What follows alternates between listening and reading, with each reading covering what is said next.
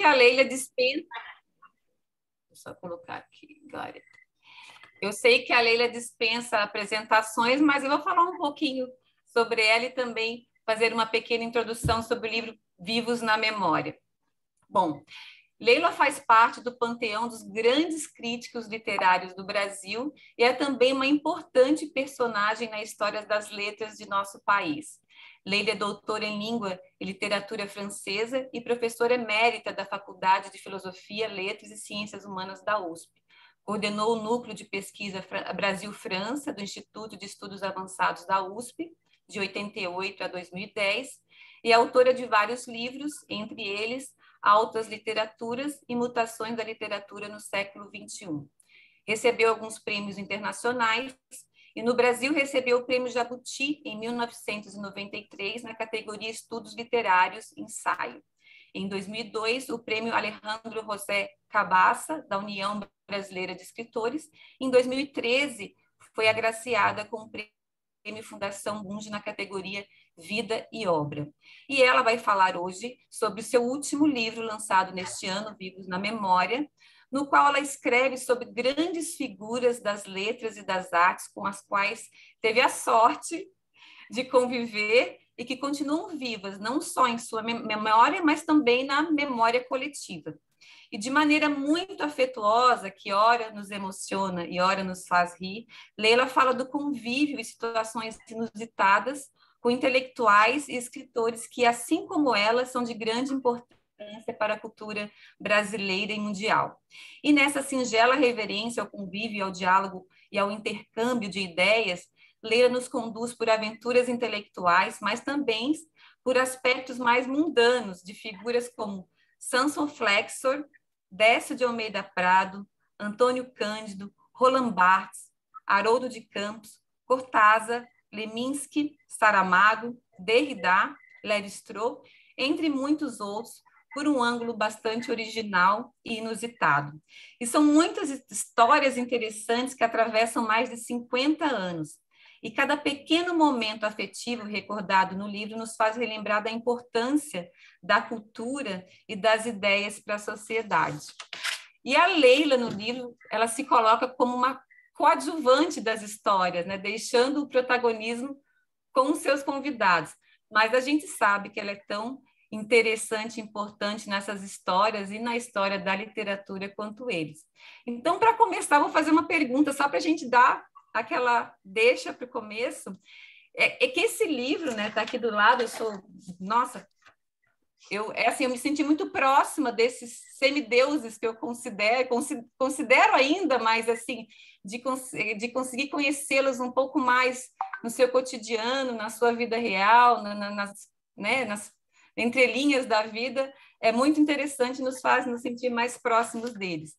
E ele surge numa época, né, em que como a nossa, em que a gente vê uma grande depreciação da cultura, com ataques a escritores, artistas, intelectuais, em meio a uma pandemia, né, que está gerando uma crise ainda maior. Eu gostaria de saber o que a motivou em escrever este livro de memórias.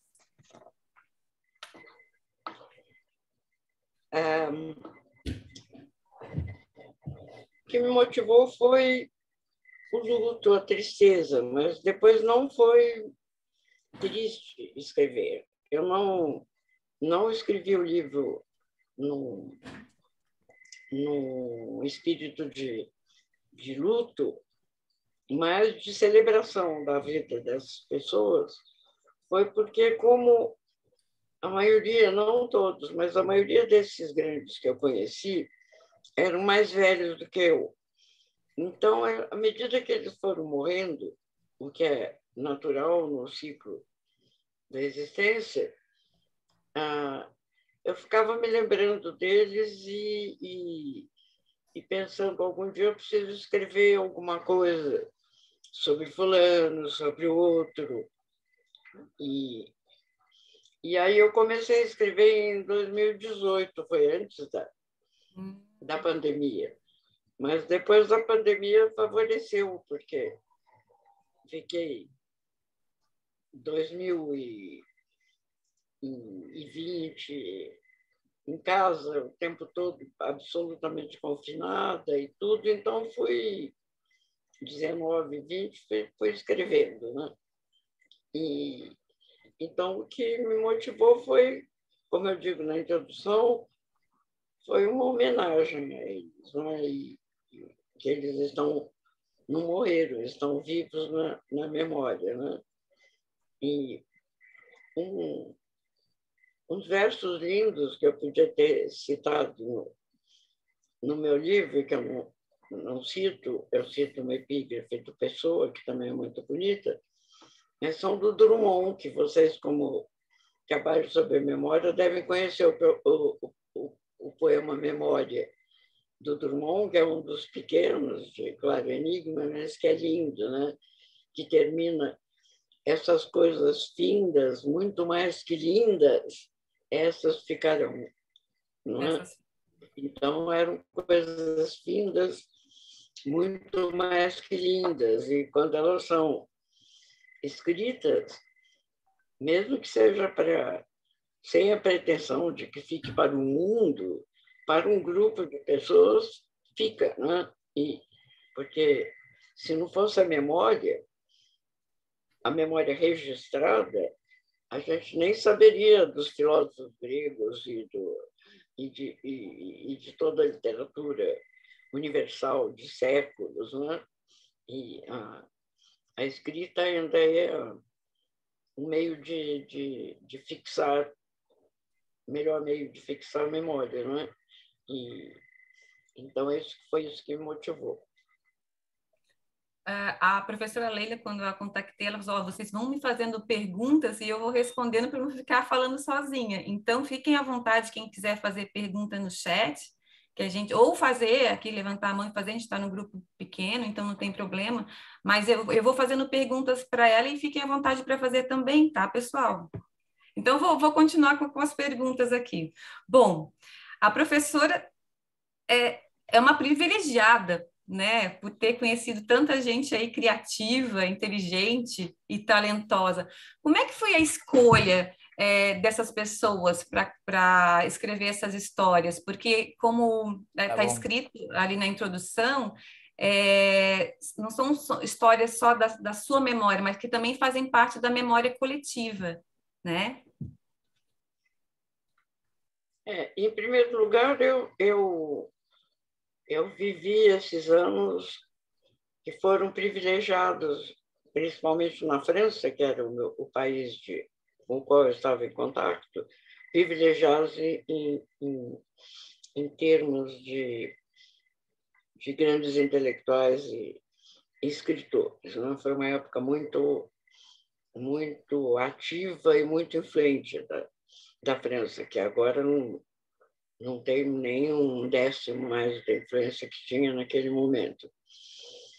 Mas eu pensei muito sobre isso, sobre a escolha, porque o fato de eu ter encontrado e ficado amiga de todas essas pessoas, um pouco foi escolha e um pouco foi sorte, né? E eu acho que a escolha é fundamental. Como dizia o Ezra Pound, choice is essential. Em tudo. Quando você escolhe um tema de tese, como tende uma escolha te leva para determinada direção, né? E como eu fui à França de 68 até recentemente, eu ia todos os anos, então, e como eu escrevia no suplemento literário, eu tinha acesso a essas pessoas, podia pedir entrevista, podia escrever um artigo sobre eles e mandar o artigo para a editora encaminhava para os escritores, eles me escreviam. Isso é muito importante também, foi uma época de cartas, não é? Época de correio, que é muito diferente, porque eu tenho uma coleção de cartas dessas pessoas, eu cito um pouco no meu livro, não tem nada a ver com as mensagens de agora, porque eram cartas de 4, 5 páginas, e quando eram redigidas por escritores, o estilo deles. Né? Tem, por exemplo, as cartas do Osmar Lins, do Haroldo de Campos, e estão sendo agora pessoas, eu tenho conhecimento de pessoas que pesquisam no exterior sobre o Haroldo de Campos, por exemplo, e que citam, porque eu mandei a cópia das cartas para essa pessoa, cita, que me pediu licença, claro, mas cita cartas do Haroldo, porque ele diz coisas importantes para a compreensão da obra. Agora, o Haroldo de Campos foi um precursor, meu precursor, nesse tipo de relação, porque ele, se ele fosse escrever sobre todas as pessoas que ele conheceu, ele escreveu um texto que se chama Meninos Eu Vi, em que ele rapidamente fala de alguns. Mas em tempos em que era difícil o contato, o telefone internacional era muito caro, não tinha internet, o Haroldo de Campos conseguiu fazer uma rede, uma verdadeira web artesanal via correio, e incrível. E é isso que esse pesquisador que eu estava referindo, que é de Barcelona, está trabalhando agora, é assim como que ele constituiu essa rede. Agora, a rede do Haroldo de Campos foi muito importante para a constituição da minha rede, né? Que é menor do que a dele, mas você deve estar lembrado que no livro, em muitos momentos, eu digo que foi o Haroldo, ou foram os poetas concretos que me falaram de determinadas pessoas, que me puseram em contato. Antes de eu conhecer todos esses representantes do estruturalismo e do pós-estruturalismo francês, o Haroldo já estava em contato com o Todorov, com o Barthes, com o Derrida, com Júlia Kristeva, o grupo Telquel. Ele ia, todos os anos ele ia à Europa também, fazia um circuito, né?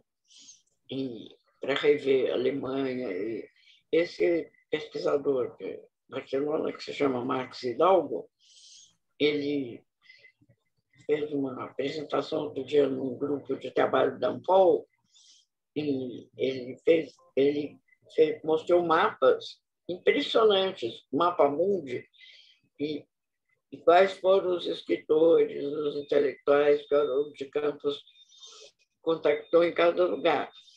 Mas o próprio Haroldo já era inspirado por essa ideia do Ezra Pound,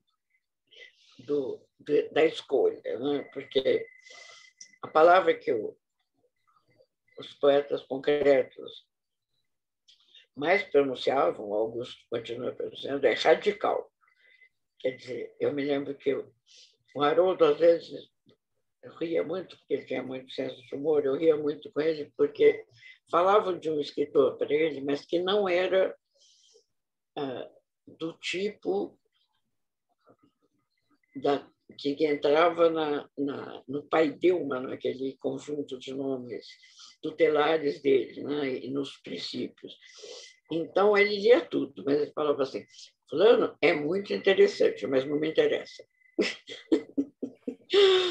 Porque você precisa excluir algumas coisas, mas você não pode ser. Hoje em dia é muito perigoso, porque a internet oferece uma quantidade de informações que tornam a escolha muito importante, né? Porque eu gosto de lembrar aquela frase da Alice no País das Maravilhas. Ela está passando, ela pergunta acho que é para o gato, ela pergunta: para onde eu vou? por onde eu vou. Ele fala assim, depende de onde você quer chegar, né? Que a gente precisa excluir muita coisa também. Né? Tem muita coisa que é muito interessante, mas naquele momento não entra no nosso projeto. Né? Então, eu aprendi muito isso com o Haroldo de Campos e, na medida que eu fui conhecendo pessoalmente esses escritores e intelectuais, com alguns o contato não progrediu. Por alguma razão, não deu cola. E uma das razões é que, depois fazendo o balanço que eu faço com esse livro, eu acho que intelectual que não tem senso de humor, ou que não é afetuoso, não me interessa. Inteligência seca e pura é uma coisa muito pobre. O que a gente vê, o que eu procurei mostrar nessas minhas lembranças, é o quanto esses grandes eram capazes de afeição e de rir deles próprios, porque outra coisa também que se tornou insuportável para mim com os anos foi a pretensão, né? Que a pessoa que pode ser muito inteligente, mas é pretensioso, é arrogante, se acha o máximo. Eu procurei não citar nada negativo no livro, mas conheci vários assim, que querem, quando conhecem uma crítica literária, não querem estabelecer um contato e discutir, querem se aproveitar da outra pessoa para que a pessoa fale dela, tudo voltando para si mesmo. Então, isso também fui aprendendo com os próprios grandes que eu conheci. O Barthes, por exemplo, odiava a arrogância, a exibição, a ostentação do saber. Né? E, e realmente, da experiência que eu tive, que eu posso contar para vocês e que eu conto no livro, é que quanto maior o intelectual, quanto maior a obra, mais simples eles são no contato cotidiano. Tipo, gente como a gente, quer dizer, nenhum deles fica falando do seu tema, seus conhecimentos. Nenhum deles era de contestar violentamente alguém que dissesse numa conversa social, né? Que alguém pode dizer uma besteira do campo dele, ficava meio assim, mas esses grandes eles não precisavam provar nada. Então, eram de fácil acesso. Então, foi essa a escolha e a sorte também. Eu acho que, como em tudo na vida, né? Verdade. Tem escolha, projeto e sorte. Ô, Leila, no livro você diz que você parece que pertenceu a duas encarnações diferentes. Você tem duas fases da vida bem distintas, né? Uma dedicada às artes plásticas e depois às letras. Como é que foi essa transição? Conta um pouquinho para a gente.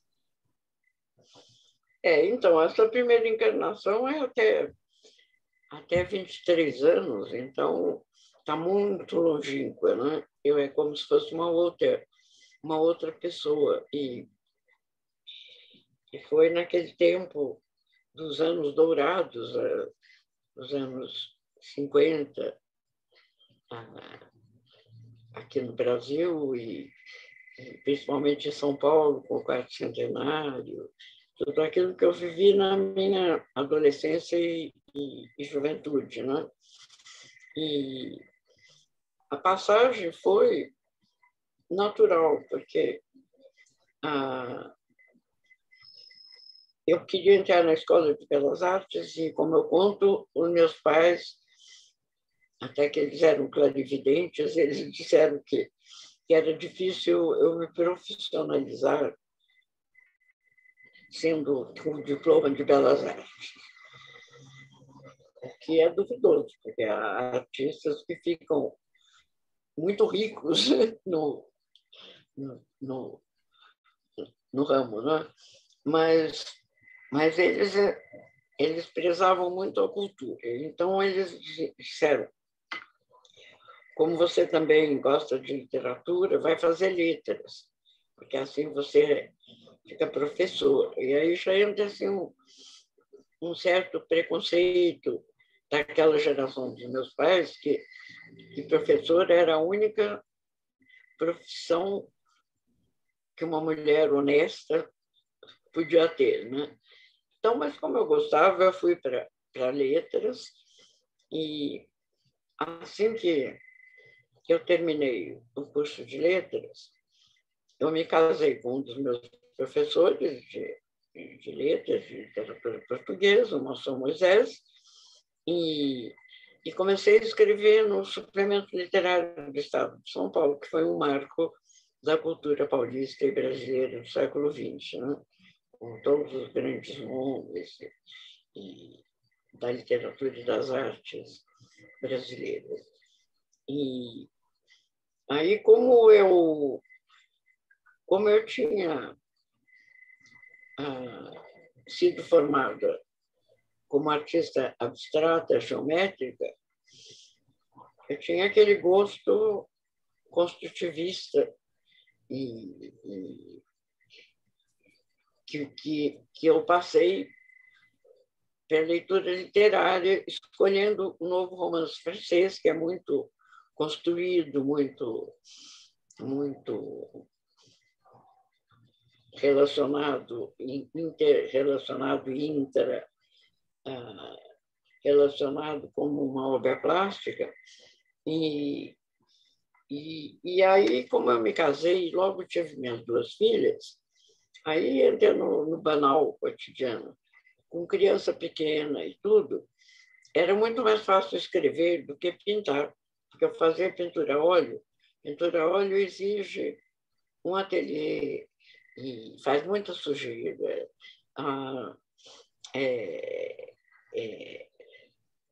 Você precisa muita continuidade no trabalho. Já escrita com criança pequena, eu levava minhas filhas para brincar num parque e podia ler e escrever, né?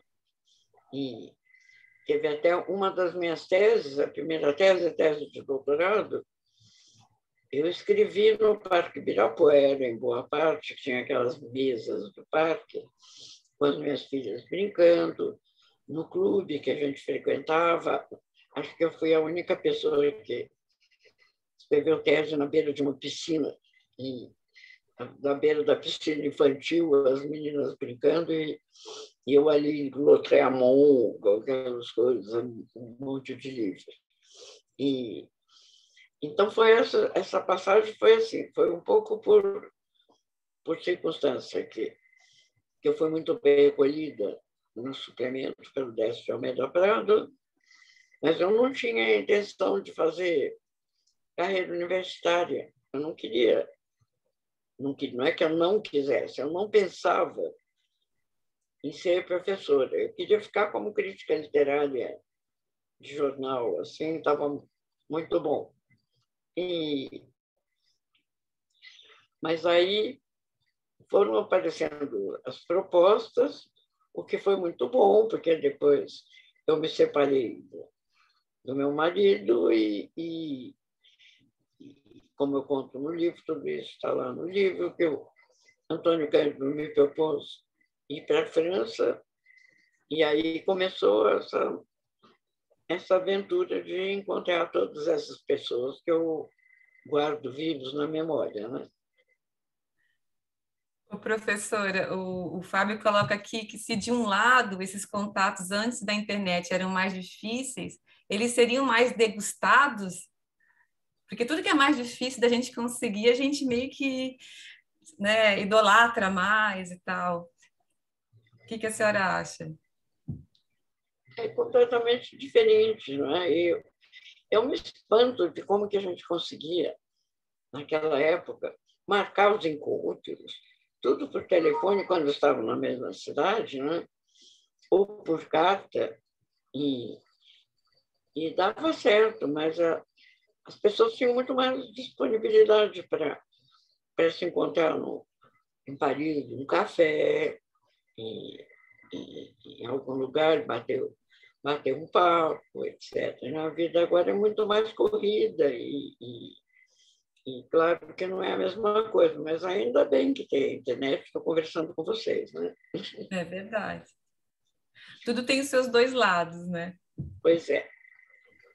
Ô, Leila, conta pra gente como é que foi a sua relação. O Antônio Cândido, ele tá, assim, para mim, como um semideus também, porque, meu Deus, é um dos maiores críticos literários do Brasil, ele esteve presente ali na minha dissertação, e eu tenho muita admiração por ele também. Conta pra gente como é que foi a sua relação com o Antônio Cândido, que parece que foi uma coisa muito afetiva e de muita ternura, me parece, foi o que transpareceu ali no livro. É, uma das pessoas que eu mais admirei e admiro o Antônio Carlos, porque ele era realmente fora de série. Né? Eu ainda recentemente reli, por causa de um colóquio, um romance dos Mandins, que é o Fiel e a Pedra, é e há um momento em que uma personagem fala do herói do livro, que é um homem de grandes princípios, e tudo, falou assim, homem de grandezas. Antônio Cândido era um homem de grandezas, porque não só ele era um intelectual excepcional, mas ele era de um encanto pessoal, que ele era um sedutor, no bom sentido do termo. Qualquer pessoa que se aproximasse do Antônio Cândido ficava apaixonado por ele, pela delicadeza, pela graça que ele tinha, e depois do ponto de vista ético. Durante todo o tempo da ditadura, na universidade, ele era um esteio para a gente. A gente ia procurá-lo quando tinha algum problema político, etc., porque ele não foi. Aliás, em letras, ninguém foi tocado por aposentadoria compulsória. E, como dizia o Antônio Cândido, tinha muita gente de direita nas letras, mas eles não foram tão maus caracteres como aqueles de outros departamentos, que eles ficaram quietos, podiam detestar, mas ficaram quietos, né? Não denunciaram. Em filosofia, em sociologia, vocês sabem, todos que foram exilados, caçados, exilados. Né? Então, o Cândido ficava ali como uma base moral da universidade. A obra dele é importantíssima. Então, realmente, você falou que o semideus, agora, recentemente, um grupo de pós-graduandos, numa revista da USP, fez uma brincadeira e registrou na revista que era uma sessão espírita para se livrar do espírito do Antônio Cândido. O que é irreverente, mas é salutar, porque o próprio Antônio Cândido teria rido muito disso, porque é muito perigoso para o intelectual se tornar o que ele se tornou, assim, uma palavra sagrada, que não pode ser contestado nenhuma vírgula. Nem ele teria gostado disso. Né? E tudo é contestável, tudo é discutível. Antônio Cândido pertenceu a uma época, portanto, ele tem muito da ideologia do seu. Felizmente, ele pegou a melhor ideologia do seu período histórico, mas tem muitas outras coisas que podem ser discutidas com Antônio Cândido. Agora, para mim, a grandeza maior do Antônio Cândido foi ser um crítico de formação sociológica, mas que, acima de tudo, amava a literatura. Não é? Então, um crítico capaz de reconhecer a Clarice Lispector no seu Despertar, que ele escreve sobre Perto do Coração Selvagem, isso é uma coisa nova na literatura brasileira, né? E eu, melhor ainda, dos primeiros a reconhecerem o Guimarães Rosa e dizer esse Guimarães Rosa, o Grande Sertão e os contos de Guimarães Rosa não são matéria para exame sociológico. O peão, o cangaceiro, isso e aquilo, porque é um regionalismo com metafísica, né? Vai muito além da realidade social e política. Não que não tenha, tem, mas o importante é o modo. A literatura não é o que, é como, né? Como é dito, porque tudo pode ser objeto de literatura e coisas maravilhosas podem ser objeto de péssima literatura e uma pedrinha pode ser o objeto de um poema, né? Então, tudo isso eu aprendi muito com Antônio Cândido, embora eu nunca tenha sido aluna dele. Vocês eram colegas ali na USP, né? Vocês trabalharam juntos, acho que na Unicamp também. Eu me lembro que tem uma passagem do livro que vocês iam de trem para juntos, é isso mesmo?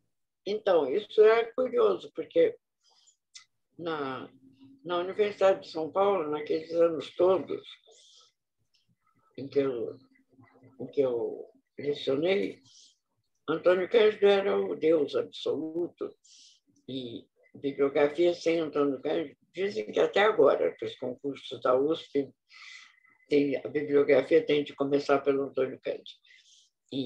O que não é mal, porque é uma bela bibliografia, mas com exclusão de outras coisas, né? E aí o Instituto de Estudos da Linguagem da Unicamp foi criado por várias pessoas, entre as quais Antônio Cândido, e, ao mesmo tempo que na USP prevalecia a linha sociológica marxista, com vinda também de Antônio Cândido, Antônio Cândido era de uma grande abertura para outras abordagens. E eu era o tempo em que eu estava divulgando o estruturalismo e a obra do Barthes. E aí ele me convidou para dar um curso de pós-graduação, que era a época que eu estava escrevendo altas literaturas. Eu dei um curso sobre altas literaturas, que tornava a Unicamp um pouco diferente, porque até agora, tanto a USP como a Unesp, se vocês virem a bibliografia para ingresso nos cursos de pós-graduação, é Antônio Cândido, Roberto Schwartz, todos da linha marxista sociológica. O que é absurdo, porque um aluno de pós-graduação em letras, ele tem de conhecer várias tendências, várias correntes para escolher o seu caminho, né? A obra literária tem muitas entradas. Você pode... E cada uma, dependendo das suas características, exige mais uma entrada do que outra. Essa é a minha experiência de crítica literária, porque eu tenho feito crítica literária com base psicanalítica quando a obra suscita, né? Ou baseado em outra disciplina, outra ciência humana, quando a obra solicita. Então, eu acho que o fenômeno Antônio Cândido e seu endeusamento vai ser um objeto de estudo das próximas décadas. Certamente. Mas ele merece mesmo ser lembrado que era homem de grandeza. Que bom.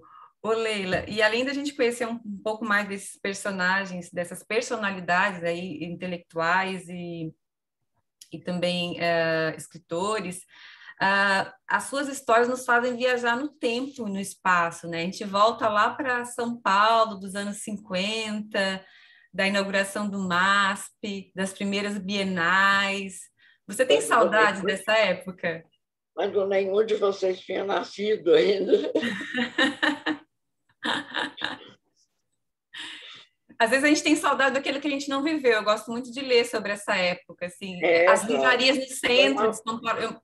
Eu morei um tempo em São Paulo, então me fez recordar uma época que eu nem vivi. Foi uma época muito boa para a cultura brasileira, muito boa. E para a universidade também, né? Porque foi a época em que a Universidade de São Paulo se consolidou e era uma instituição muito respeitada pela sociedade civil, né? E que se orgulhava dela.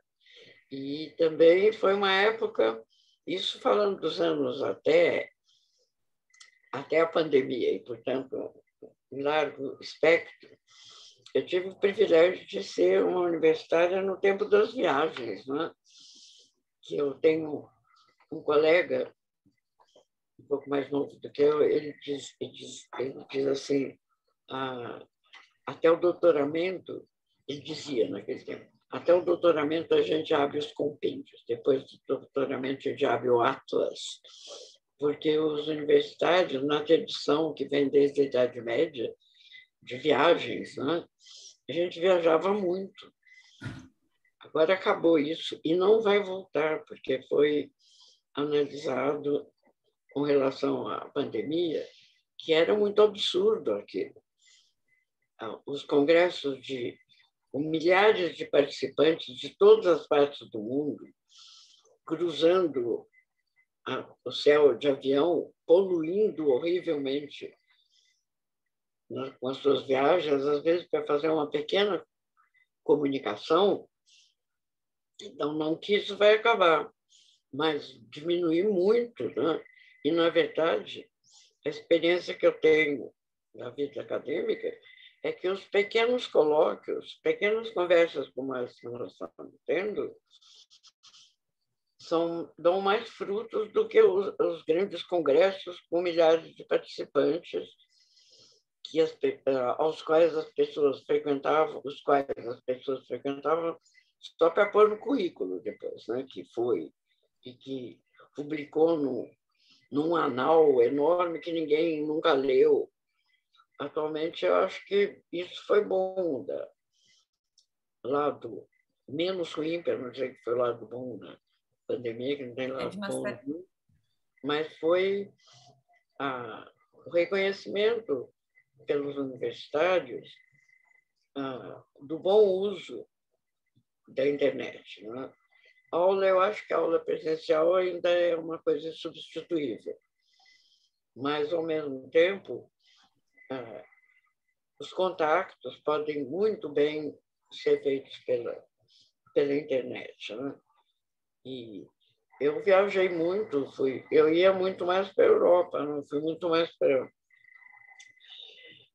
a França e para Portugal, por causa das minhas pesquisas, mas eu também passei períodos nos Estados Unidos e viajei bastante aqui pela América Latina e cheguei aí até o Japão, a China, com a Associação Internacional de Literatura Comparada, o que foi um privilégio que eu tive com bolsa da FAPESP, porque são viagens caríssimas e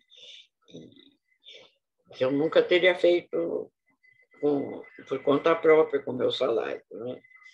E isso acabou. Mas eu acho que, ao mesmo tempo, a geração de vocês mais novos descobriu tudo o que pode fazer com esse instrumento maravilhoso que é a internet. Né? E agora preciso criticar tudo que esse instrumento maravilhoso tem de perigoso e fazer escolhas, né? É verdade. Ô Leila, como diz o Vinícius, nosso poeta Vinícius de Moraes, a vida é a arte do encontro, né? Embora haja tantos desencontros pela vida. E um grande encontro na sua vida foi com um filósofo, também crítico literário, escritor, Roland Barthes. Conta um pouquinho para a gente da sua relação com ele.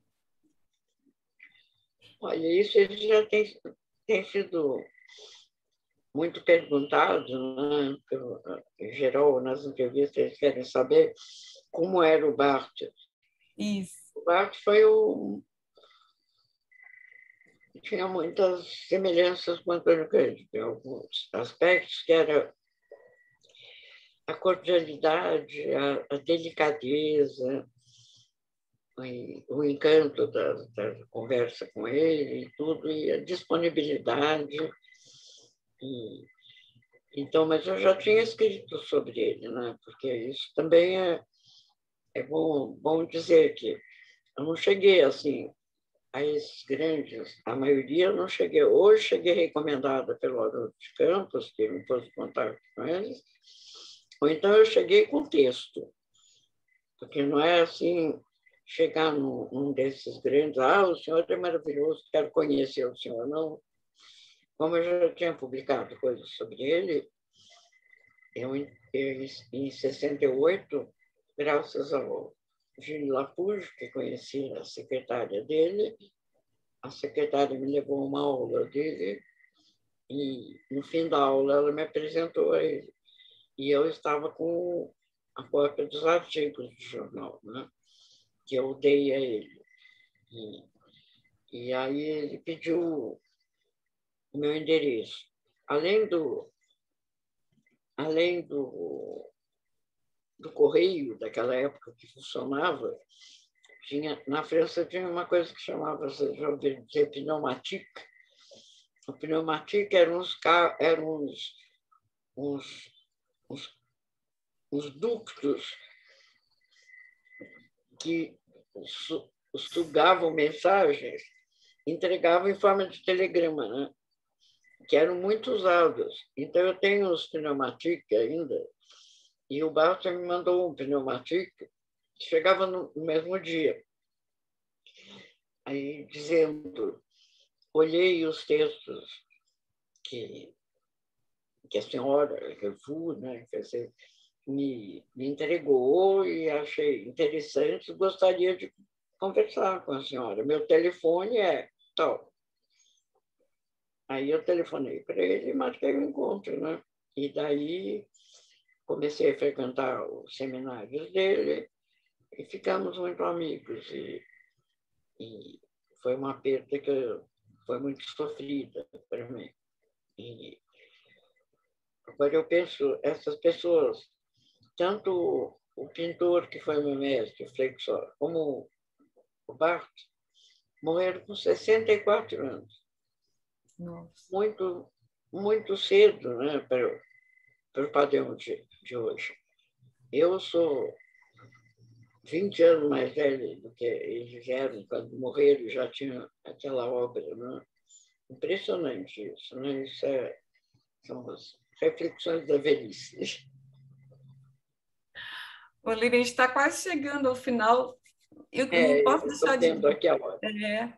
Mas é só mais uma história, que foi uma história muito, acho que uma das histórias mais deliciosas que tem no livro, é uma passagem que a senhora está com Haroldo de Campos, uma viagem, né, da Itália. Aquele capítulo é mais divertido, né? Que Aquela vocês, viagem muito louca. que vocês encontram Caetano. Foi muito boa. E lá na Itália, todos os acontecimentos, foi muito maravilhoso. Então, mas aí, quando a gente chega na minha idade, é muito bom lembrar também de tudo de bom que a gente viveu, né? E, na medida do possível, esquecer o que não foi tão bom, né? E desde o começo desse encontro, a gente está falando da escolha. Ao escrever meu livro, eu escolhi de quem eu ia falar e como escolhi também que eu não ia falar mal de ninguém, E aí, falar mal não leva a nada. Então, quando você tem alguma reserva, alguma coisa, deixa para lá. Deixa para lá, escolhe o melhor, né? Escolhe o que te faz bem, né? Então, eu só escrevi sobre os encontros maravilhosos, que felizmente foram mais numerosos do que os desagradáveis.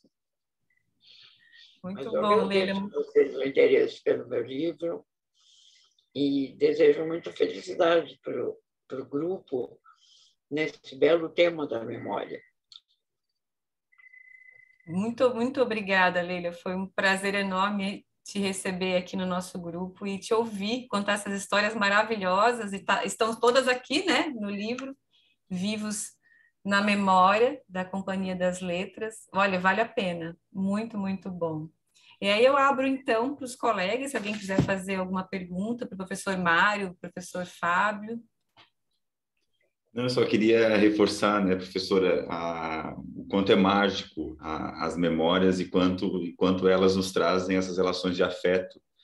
E fiquei muito feliz em ouvi-la ao dizer que falar desses pesquisadores, desses filósofos estudiosos, o quanto de cordialidade eles tinham, o quanto de humanos eles possuíam, porque quando nós lemos textos, não sabemos as histórias, não sabemos origens, laços que ficam. Então, que coisa rica isso, poder escutá-la e perceber que, nossa, como é que eles eram, como é que se relacionavam, que efeitos, que afetos deixaram e que estão registrados nessa sua obra. Então, o quanto é mágico, né, essa questão de preservação e constituição de memórias, mas como também elas nos deixam essas relações afetivas. Eu fiquei muito contente de escutá-la e inspirador também essas histórias, olhar o seu trabalho. Fiquei muito, muito contente assim de ouvir. Que bom, obrigada. Fábio, Nós olhamos para a memória, é muito isso. Tem tanta coisa bonita, tanta coisa boa que nós aprendemos e vamos instigando, porque é um processo de linguagem, é um processo de cultura, é um processo de constituição de sujeito. Então, tem muita coisa bacana nisso tudo, né? Isso mesmo. Felizmente. E ressaltar, Mário, essa questão de que como é gostoso, e a gente está vivendo um pouco, talvez, isso é uma reflexão para a gente fazer sobre as nossas vidas, né? Como era gostoso, a professora falando me fez lembrar minha avó contando os causos, né? Era uma mentira atrás da outra, mas a gente ficava ali, a gente sabia que era mentira, mas de qualquer forma era muito bom. Eu não estou dizendo que isso que a Leila está nos trazendo mentiras, eu estou dizendo que como a memória ela coloca a gente sobre um olhar das coisas, sobre um outro aspecto. Esse aspecto que é escondido. Professor, eu sou um estudioso aí da metodologia da ciência e da forma como os textos são produzidos. Eu sempre brinco que o trabalho acadêmico, né, e todos nós aqui estamos reunidos num lugar acadêmico, ele é uma bela de uma ficção, né? Você olha o trabalho acadêmico e dá toda aquela impressão que você tinha aquela hipótese no começo do trabalho, seguiu da premissa para as conclusões e tudo fez certo. Você escondeu as angústias, você não contou que foi no banheiro que você descobriu a tese, você não contou que foi numa conversa de bar que alguém te deu uma dica preciosa, ou talvez foi numa manhã de quinta-feira que você encontrou uma Leila e que você se inspirou. Então, isso não aparece no texto acadêmico, né? Que o Mário estava dizendo que não aparece no texto acadêmico. A gente mente demais no texto acadêmico, né? E eu acho que essa humanidade precisa ser... A senhora trouxe a humanidade, você está falando sobre relações, né? As coisas são relações. O mundo é relação. Esse programa aqui, eu sempre digo assim, eu estou tão chateado com a internet, com a situação da Covid, porque a gente perdeu um pouco desse cuti-cuti, né? Nós estamos com o cuti-cuti aqui nas telas, mas o cuti-cuti, sabe? O carinho, a conversa, o papo, o besterol no corredor. ou besterol lá no pátio. E eu fiquei achei tão fantástico, a professora falou assim, fiz minha tese no Ibirapuera. Puxa, que lugar bom para fazer tese, né? Não tinha parado. É um lugar bom para fazer tese, né? Deve ser muito interessante. Né? Pois é, olha que interessante, fez uma tese no Ibirapuera, tá? E a gente depois lê o trabalho. Onde é que ficou isso, né? Onde é que está o Ibirapuera? Não estou brincando, né, professor? Você está entendendo que eu estou fazendo uma... É isso, né? A gente, antes de tudo, um ser vivo, precisando de relações e precisando de afeto, né? Simário aí tem essa besteira de estudar afeto e estudar memória, não sei porquê, não serve para nada. Não serve para tudo, né? Isso é equilíbrio. É o que... Tem toda a razão. Quer dizer, eu estava meio dividido com outras coisas aqui na minha atenção, parei, fiquei escutando. Como é bom escutar, né? Histórias. É isso. E principalmente escutar não apenas quem conheceu gente extraordinária como eu, mas escutar os idosos em geral. Né? Tem uma coluna na Folha que eu sempre leio, que é uma psicanalista que é especialista em ouvir pessoas com mais de 90 anos. E eu digo isso a vocês que ainda têm bastante da vida pela frente, eu me arrependo muito de não ter perguntado mais coisas aos meus pais, aos meus tios, porque, com o tempo, vários assuntos, não só de família, mas históricos, que me interessaram, não sei por que eu não perguntei para aquele meu tio que viveu isso. Por que, às vezes, a gente se irrita com os mais velhos que ficam contando muita história e repetidas, né? A gente repete, o velho repete história. Mas a ciência da escuta vale a pena, não é? Porque os velhos são, mesmo os velhos não intelectuais, às vezes até mais, são guardiões da memória, né? É Então, verdade. mas eu estarei sempre à disposição, que quando vocês quiserem conversar, enquanto eu estiver em boa saúde e estiver por aqui, gostaria de ter notícias de vocês, do seu grupo e como é que vão as pesquisas, tá bom? Que privilégio nosso. Obrigado, professora. Muito obrigado mesmo. Obrigada. Foi um prazer enorme ouvi-la. Eu ficaria aqui mais umas 3 horas, certamente, porque é muito gostoso, realmente. Muitíssimo obrigada. Muito simpáticos. Obrigada. Um beijo enorme. Então, Obrigada também, viu? obrigado. Tudo de bom.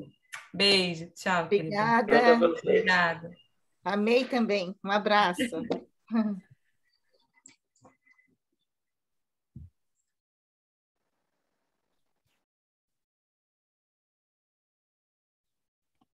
É isso, Renata? É isso, né? Uhum. Ai, que legal, né? Ui, mas é óbvio que eu vou convidá-la para o bate-papo literário. Não falei aqui para não misturar as Com coisas, certeza. mas eu vou agradecer a vinda dela e já vou engatar no bate-papo. Isso, faz isso sim. Maravilhoso. Eu quero comprar esse livro para ler nas férias. Nossa, gente, é precioso esse livro, assim, é apaixonante. É aquele livro que você começa a ler, e não... principalmente porque são figuras que a gente estuda, mas que a gente, é o que eu falei com ela, a gente meio que endeusa, né? A gente não consegue ver Roland Barthes como uma pessoa que, que toma café. Aí você fala com uma pessoa, né, que conheceu todos eles. Todos eles. É. E isso é uma coisa que eu gosto muito, assim, porque realmente é memória, é história, é você... eu gosto muito desse lado, eu acho que é uma coisa muito do cronista, né? Esse lado do cotidiano, do dia a dia, né? De como são as pessoas de carne e osso, da vida real. E aí ela conta, né? E você meio que tira ela do pedestal e traz ela aqui para a realidade, assim, sabe? Olha, muito bom, vale a